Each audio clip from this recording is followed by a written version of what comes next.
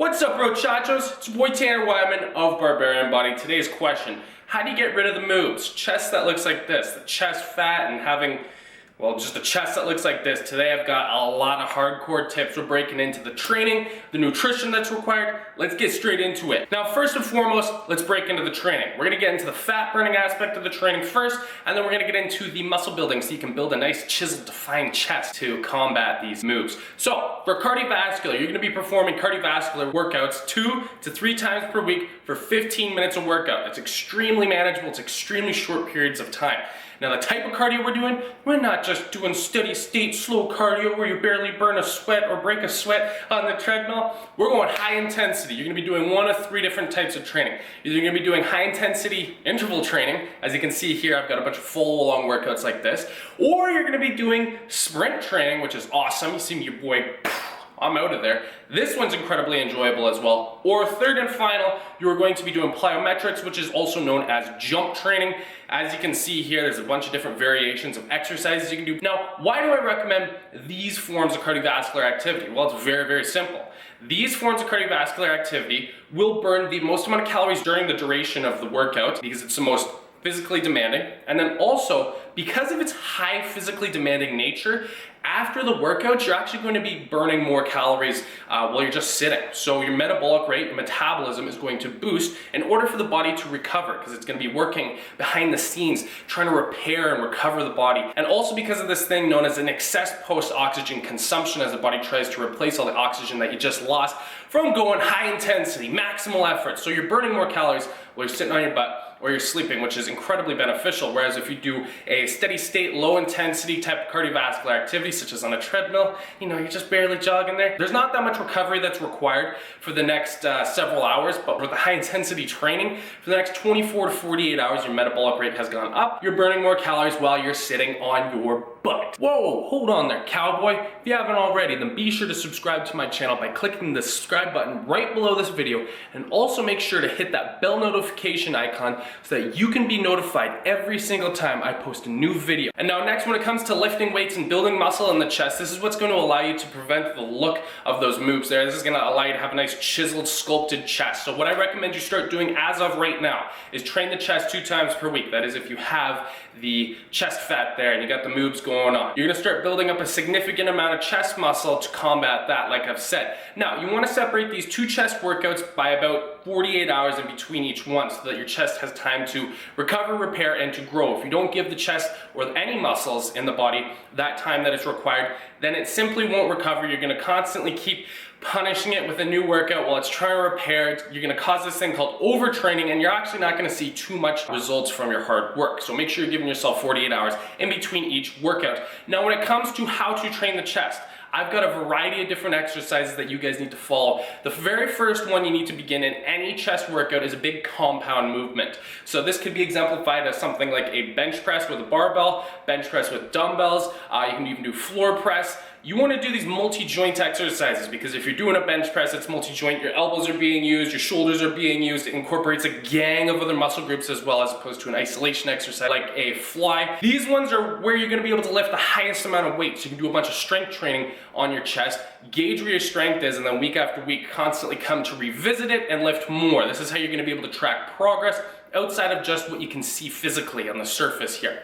So you want to perform your big compound movements. As you can see, I'm doing the dumbbell bench press right here. I really like this one. So now what you want to do for these big compound movements is you want to track a max effort lift. So something in between the 1 to 2 rep range.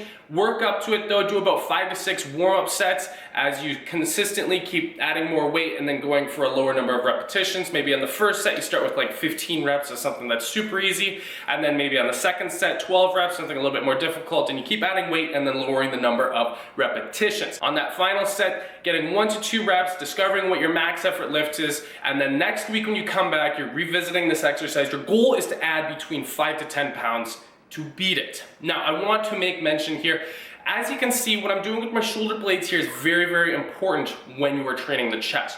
You must retract the scapula in order to get the most activation from your chest, and so you can take out the role that your shoulders will play in assisting the lift and helping you bench press.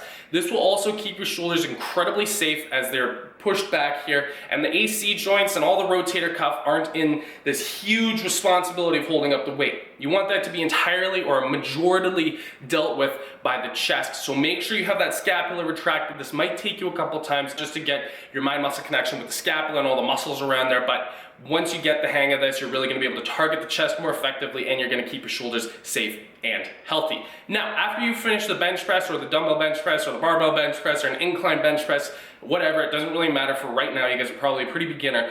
We're now gonna go on to a 2-exercise circuit of more isolation type of exercises and exercises that are actually going to condition the chest muscle, the pectoral muscles, with a higher volume of repetitions and a lighter amount of weight. So for this exact routine, this little thing I got here, you're gonna be doing 2 exercises. The first are some cable flies. You're gonna be doing 3 to 4 sets for 10 repetitions. Directly after, with no rest, you're gonna be going into some plyometric push-ups. For these, you're gonna be getting about 15 to 20 repetitions. The goal here is to have your push-ups be as explosive as you possibly can. You want to get those hands off of the ground. Now, if you can't get them the way that I'm demonstrating right here with a full push-up, then you can do it off of the knees and it'll be just as effective. Even on the knees, it's incredibly difficult, and you're going to be performing this, like I said, for 15 to 20 repetitions. After you've completed exercise A and exercise B of the circuit, the flies, cable flies, and the plyo push-ups, you are then granted your first rest for about 30 to 45 seconds, and then you're going to repeat the entire routine a total of 3 to 4 times.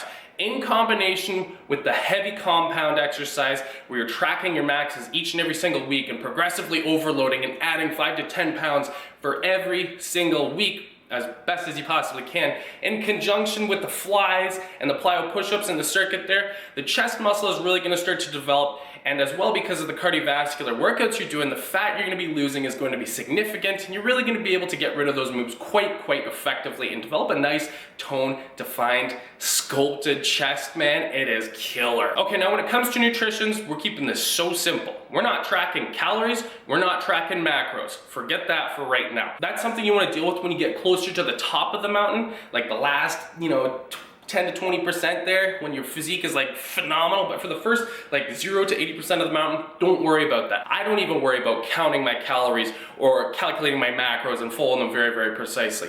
What I want you to do instead is, for one whole week, 7 days, track everything that goes into your body. That means solids and liquids. Liquids is a huge one a lot of people ignore, and because of this, they think, oh, I'm eating the right amount of calories, but little do they know they're having 1,000 to 1,500 calories more than their body can handle, and that's why they're storing fat when they think, oh, my diet's perfect. Anyways, besides that, for 7 days straight, starting from Monday, ending on Sunday, you need to track everything that goes into your body. Because most people are under this illusion that their diet is really good. I'll tell you this much. After you look at those 7 days and you go, oh my God, there's so much here I could change, this would be so easy. Pogos, I didn't even really realize I was eating pogos. I'm having 6 Red Bulls a week, which is probably bad for my heart as well, and I should probably maybe replace that with something a little bit better, like coffee, black coffee, or tea. Besides that, oh my God, I'm having Tim Hortons all the time and McDonald's. I'm from Canada, that's why I said Tim Hortons and McDonald's and Wendy's and all this stuff. It's super revealing when you see this. Your mind's gonna be blown as to how poor your diet is, especially if you got the chest fat. That's a huge indicator your diet is very poor. So from there, you're gonna go, oh, I could easily substitute this, and this, and your mind's just gonna start going and thinking of things and ways that you can just substitute these things. So find the unhealthy stuff.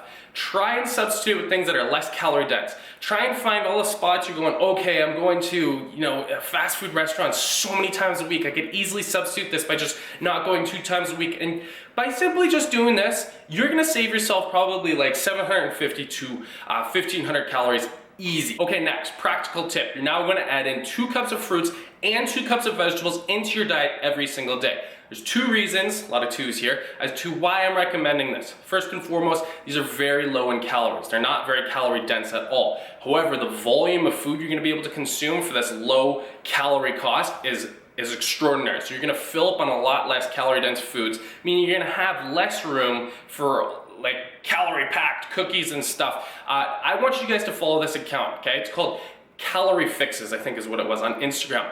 These guys have some really revealing images. You can see a bunch here. I'm just gonna rifle through them right here, where you are able to really be enlightened onto how calorie dense certain snacks are in comparison to fruits and vegetables. And it'll really motivate you to want to eat more fruits and vegetables, because when you're scrolling on Instagram, you're looking at Meme Central and you see all these nutritional posts come up, and like it just really reveals it to you, and you go, oh man, I could easily do that. You're more motivated to do it, and it keeps you on track. So I definitely recommend you guys check them out. This is not sponsored at all. Like, they haven't messaged me at all. I think my account's too small for them to even reach out, but it's extremely beneficial. Follow them.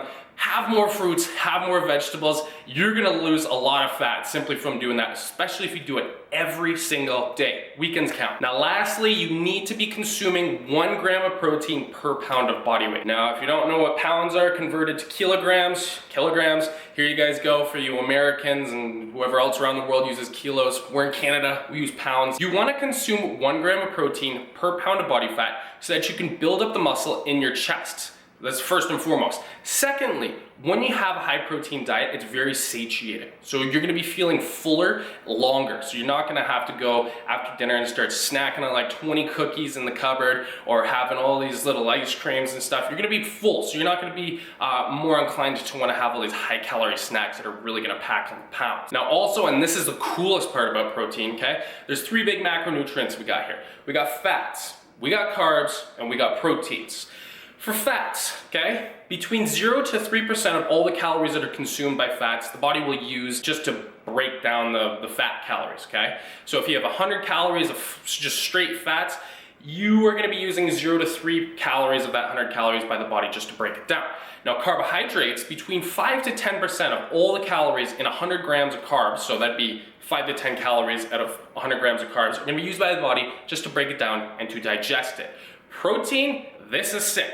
20 to 30% of all the calories in protein are gonna be used by the body just to break it down, because it's just such a tough, rock solid substance. It requires a lot more energy by the body. So if you're consuming 100 calories of protein, between 20 to 30 calories of that 100 calories is gonna be used simply by the body to break it down.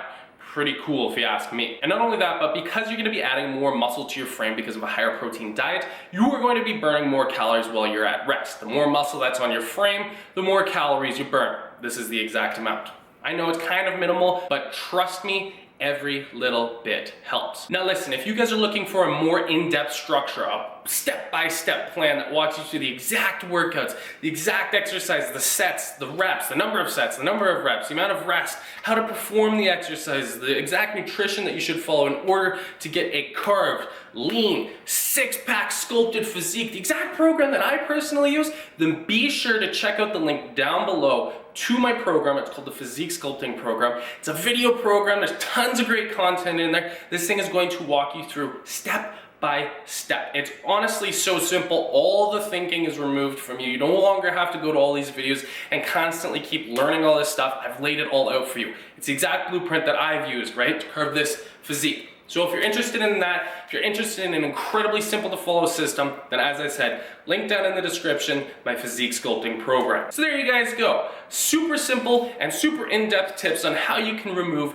and get rid of the moobs and get rid of all that chest fat so you can get a nice carved, shredded set of chiseled pectoral muscles, because I know you all want that. If you guys enjoyed the video, then be sure to give your boy a like down below. And also be sure to subscribe for weekly workout tips and nutrition tips that you will not want to miss. Thanks so much for joining me, you guys. See you in the next video.